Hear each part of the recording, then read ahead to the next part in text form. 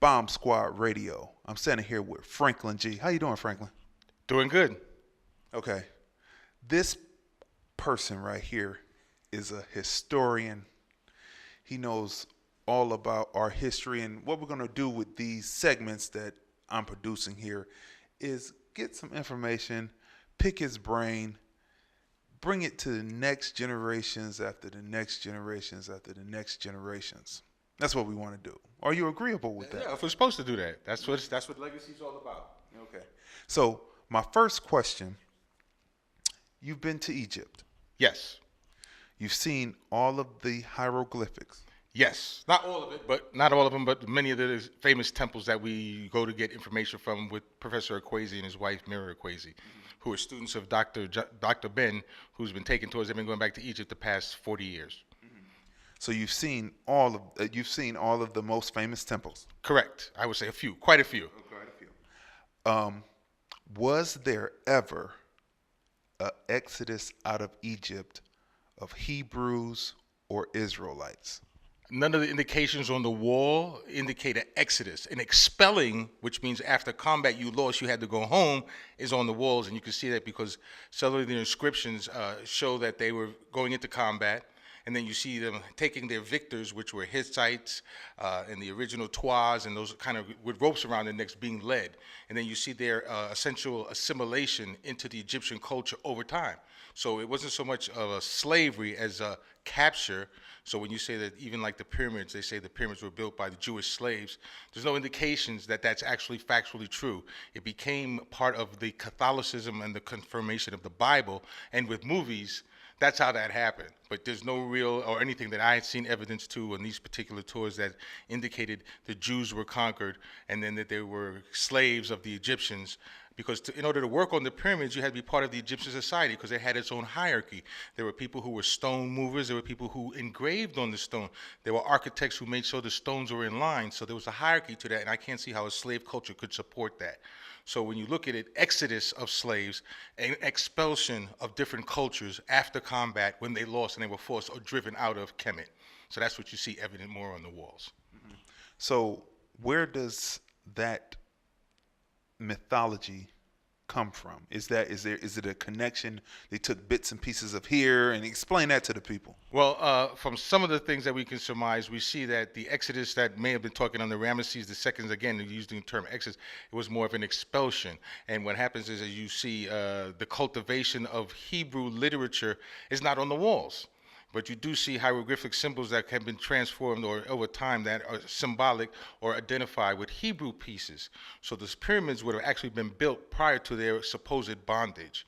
They would have seen the pyramids built. They would have been there already when they had their conflicts, because as you recognize, the original Sephardic Jews would have come from Ethiopia, which was down further in the Nile, not so much where the Jews reside now, which is in the Mediterranean, which they call the Middle East.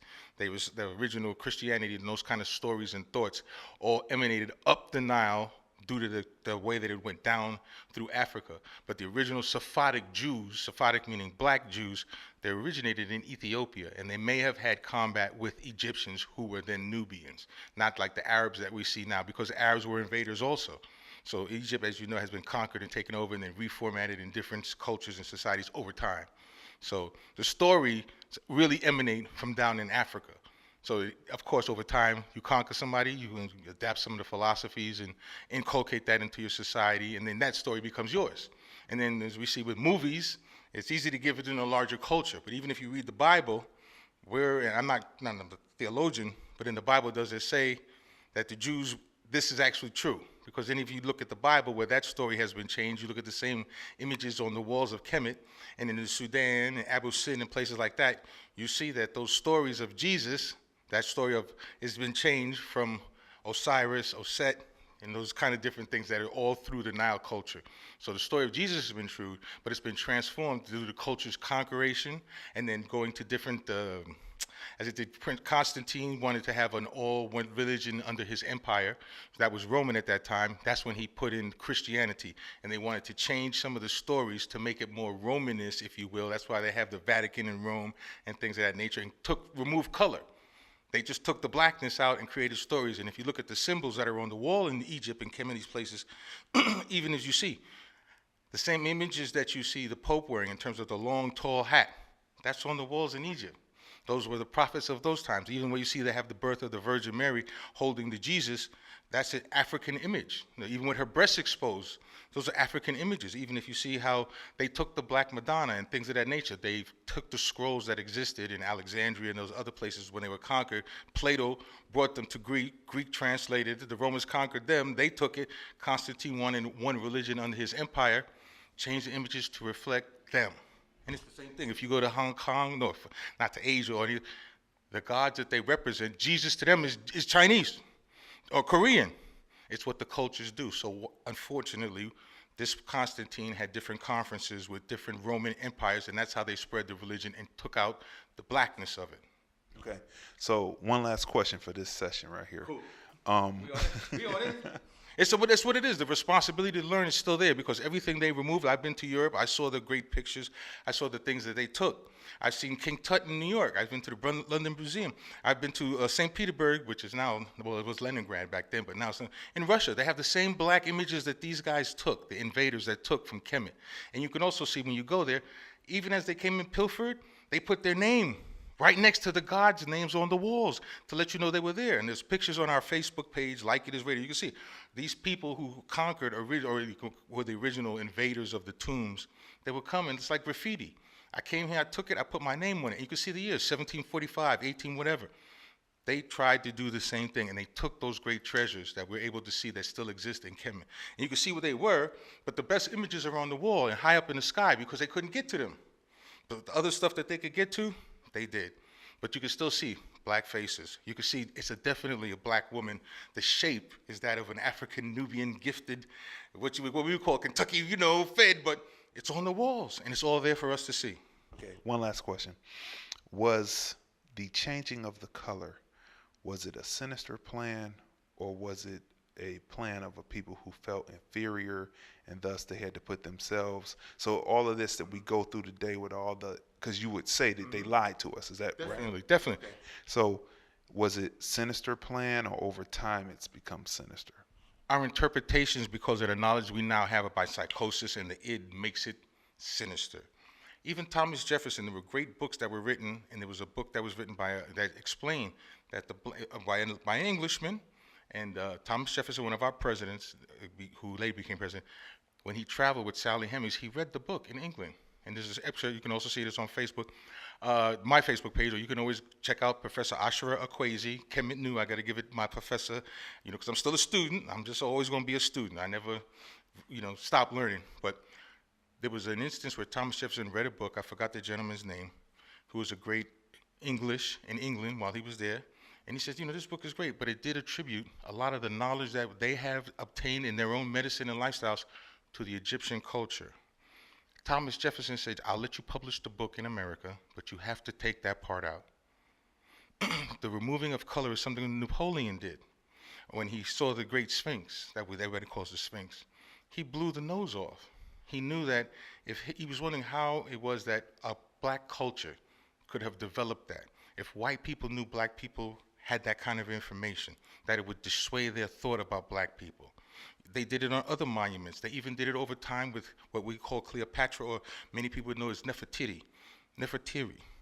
They lightened their skin. The same thing we do now, bleaching.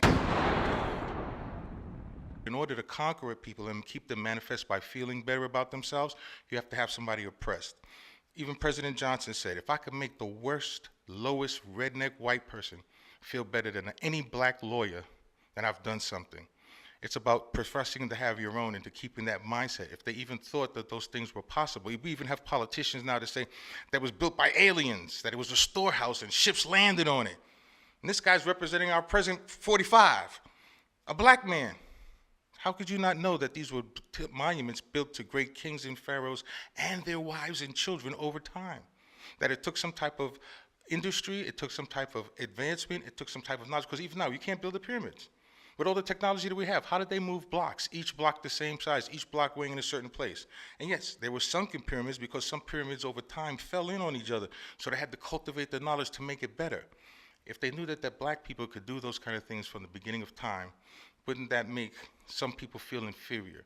So in order to support your own, much like changing the images and the things that we worship, if you take that blackness out of it and give them the white Jesus, because they'll have that, they'll love that, it will also suppress the black people.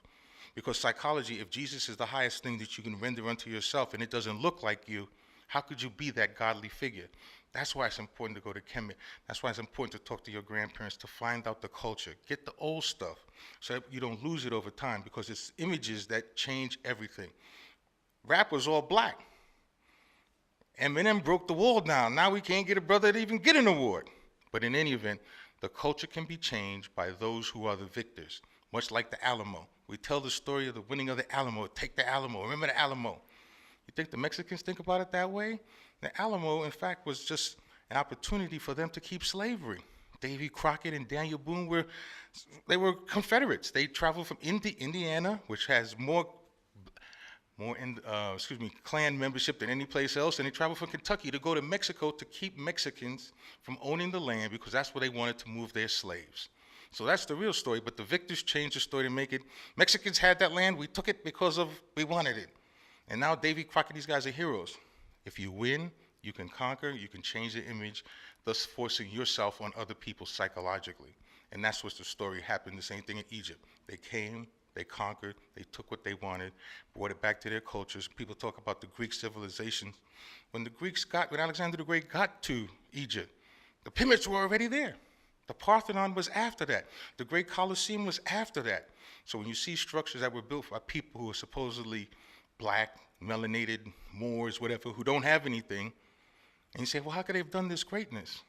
It deifies the myth that they're all terrible, that they're all dumb, that they're dumb, that can't be cultivated. If that ancient knowledge existed with melanated people, it's just up to melanated people to find out that's the original thought. That's where math came from. That's where the original calendar came from. When you go and see on the walls the original birth chair and things that are inscribed into the wall, the third eye, which is a pineal gland. How did these guys know all that stuff? And even as you look at some of the tools and some of the sutures and things that they used, by Imhotep, the first doctor, they changed it over to the Hippocratic Oath because it became Greek, because they conquered them and took the scrolls and had the ability to filter the information larger than those who were conquered. So that's how you change it. But those walls show the images of where we were, what we had, and it's definitely black people. All right. So we will be back again. This is stunning information from Franklyn G. Social media. Like It Is Radio on Facebook. There's lots of pictures, lots of images, and you can also go to YouTube. A lot of our great teachers will still have information there. Dr. Ben's there, Professor Asher Akwesi there, Dr. James Small, Professor Leonard Jeffries. These are our elder statesmen who have this knowledge, and it's being transformed due to the intergenerational gap that exists between us. But the information is there, and in order to fortify your melaninness, to assure you that you are something of greatness, or you're black, you got to get information to sustain you, put your body armor on, chematize you.